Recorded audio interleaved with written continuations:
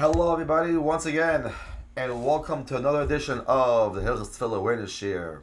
My name is R Yehudah Schwartz, and it's a privilege and an honor once again to be hosting, giving the shiur on Tefillah, the dynamics of Tefillah, and also the hashkafa of Tefillah, and ensuring that all of us remain in quiet and shul. We respect the shul boundaries and do our part to come to shul on time as well. So today's shiur actually will be on the shorter side a little bit. I know the last few shiurim have been long. Today we're going to be on the shorter side of things. So we're going to cover a little bit today of Chaim Kanievsky's Sefer, Achas Yosher. But one thing I'll tell you for next week's shiur is going to start a whole series of certain dinim in which people lack clarity or also overlook things which are going to be very important. So that'll be in shiur 22, Mr. Shem, next week. So hopefully between now and then, you'll gear up, hopefully, and make sure to tell all your friends, all your neighbors, to join the shiur, the Tefillah Awareness shiur, whether it's WhatsApp or YouTube. That's the current options at this point. But with Hashem, hopefully down the road, we'll be expanding to other platforms, and the hope goal is by this summer, with Hashem. Okay, here we go. Care and knowledge in the dinim of davening. So, like I said before, we're going to discuss a little bit of it today, and next week we'll start a series of all the dinim that has to be carefully looked at. One must be very careful. All dinim of davening, tefillin, and proper dress. Personal story I'll tell you right now. My tefillin lately was slipping a lot. I couldn't figure out what was the issue until I decided finally I'll take my tefillin into a sofer. I've been trying to do this for a while, but kept on pushing it off. Didn't have time. Hashem is a busy day. I teach in a school here in Flatbush. It's an amazing school, and work hard. And giving this shiur is also a big privilege as well. However, I met my neighbor the other night, and my wife mentioned to me he's a sofer, and I said, "Wait a second." So he's a sofer. I didn't realize that. So the night before I was davening Marav in a certain shul, and I spoke to him on the way home about it. And he said, "Bring in your tefillin, let me see what's going on." And yesterday, on Wednesday, yesterday she was giving on Thursday this week. So I came in on Wednesday, and he said, "Yeah, we're going to change the Ritzuot, if in Syrian terms, and we're going to change the Ritzuos, and we're going to give you better ones." Today, this morning, waiting for the first time with the new Ritzuos. It made a major difference. It was slipping. I don't have to pay so much attention anymore to if it's going to slip or not. Hopefully, I'll be more careful now. Let's continue. The other thing is proper dress. We'll discuss a lot of it today. This, especially when summer's coming now, and a lot of sleepaway camps, a lot of also for those of the overnights. Now, a lot of us who are not so aware of what's going on in Hilchos and Tefillin, how to wear it. But here, Chaim Kanievsky is going to mention something now. Ki apidin, according to halacha, chayiv l'spal v'gam elyonim. Was required to wear outer garments. The chasas is called gifei b'tznius k'oimel fnei hamelech, and to cover his entire body in the manner of modesty, like one standing before a king. For Dina the Gemara, this is based in the Gemara. Ve'ein shum makayim chas v'shalom zal b'zeh. Afel b'kayetz. Even during the summer, very big words over here. Even during the summer, Standing in palmistry dress dishonors a king. As a melech, and that's going to actually embarrass the king. And wants to stand before him in fear and awe, which is why a lot of camps. So when a lot of camps do demand it, a lot of camps demand that the bachrim, the kids over bar mitzvah, put on a white shirt for shachas mincha marv, but if not, at least shachas at the very minimum.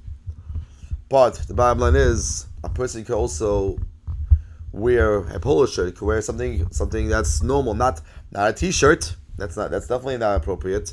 A polo shirt is okay, as long as you have a jacket to wear over it. But especially come shachris, a person must wear a hand jacket for shachris. And if you're Syrian, it'll be also be nice if possible, based on what we're saying over here, that person should at least wear something normal, something that's appropriate, especially if you're standing before the king. And therefore, wearing these tank tops is not so appropriate. But wearing a polo shirt is okay. Alright, let's continue. Chosav Sefer Hagan. The Sefer Hagan writes as follows. The Sefer is written by the early commentator, it's cited by the Magen Avraham. L'chol Adam Yamen Shadalus Yakras Mrs. Bom Chasasham Bom Glodam. Every person must believe that poverty, rising prices, and basic commodities, the loss of children, Chazal Shalom,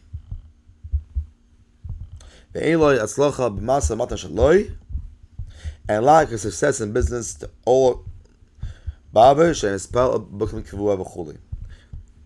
lack of success in business all occur to a person because he does not pray in a permanent place. And if he prays alone at home, his davening is considered as he brings a covenant for the demons. Oh my goodness, the demons. And he's liable to the penalty of curse, premature, heavy, or death. If he lives,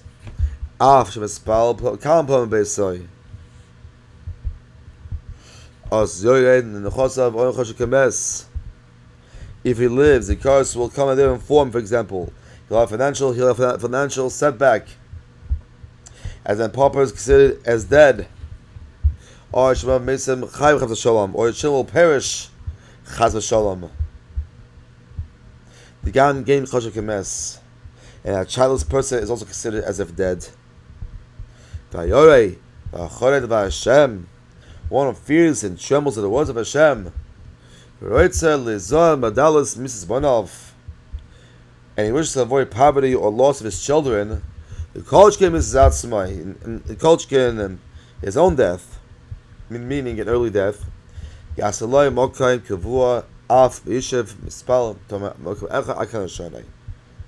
should establish a place where you can pray all the time. Obviously, only bar applies when someone that doesn't have an oinus. And if the person is attentive to Hashem's will, then he will respond by protecting him from uncontrollable situations. One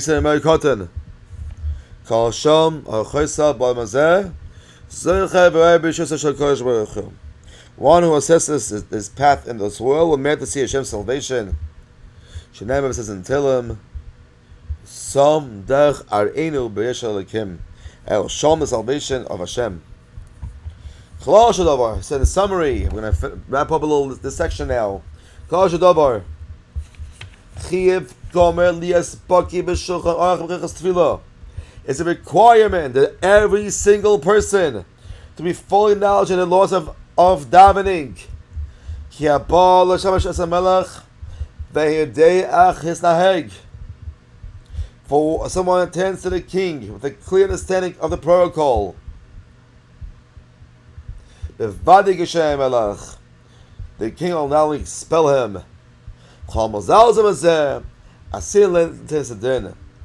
Anyone who does a core proper seriousness of this matter, will stand to judgment for it.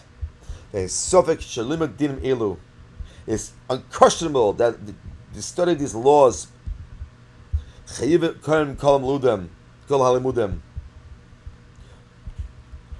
precedes any other topic of Torah. Because this applies to us 3 times a day, as the Mishabur writes in his introduction there, in the preface. Speaking of Mishabur, I'll mention him after we've done Shulchan. We'll probably jump to Mishabur at that point. And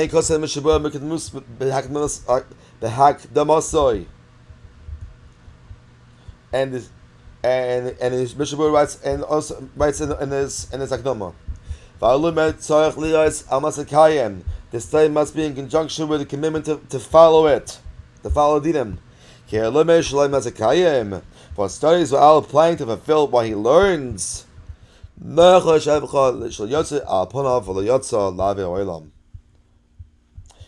So he would have better if he had never been born, according to Shalmi Brachas Daf Aleph on the base. There's yes. This kill of the B'lei B'Shalom. May Hashem inspire our hearts with love for Him and fear for Him, and may we be privileged to serve Him sincere with all of our hearts.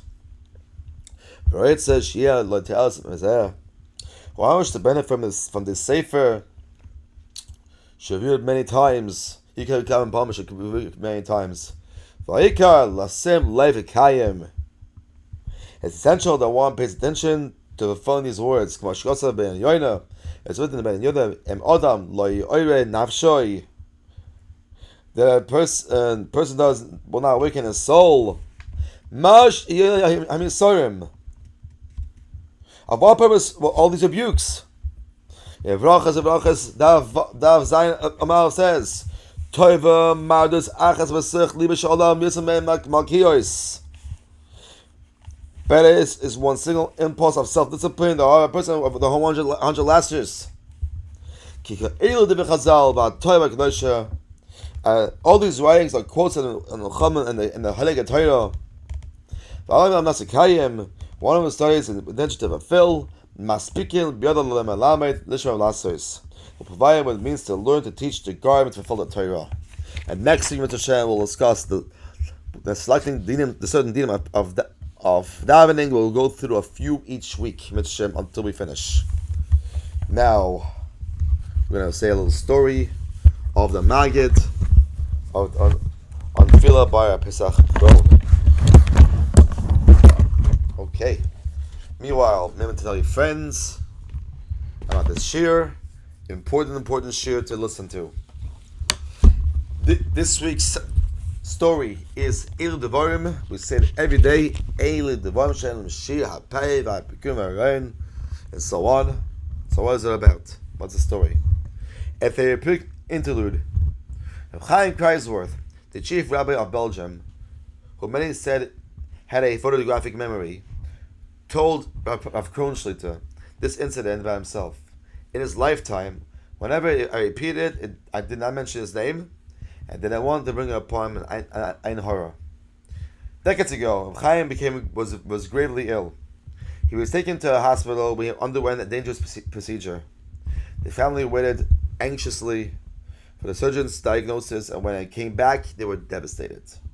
The doctor informed the family that although the medical team had done everything possible, they did not feel optimistic about Rav's future health. They simply could not see him recovering from his illness. The Rav remained in the hospital for some time, but eventually he was able to come back home. And ever so slowly, he began to regain some strength.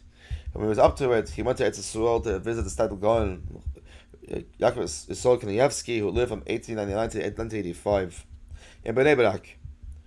Rav Kreisworth explained the nature of his illness to the stipler.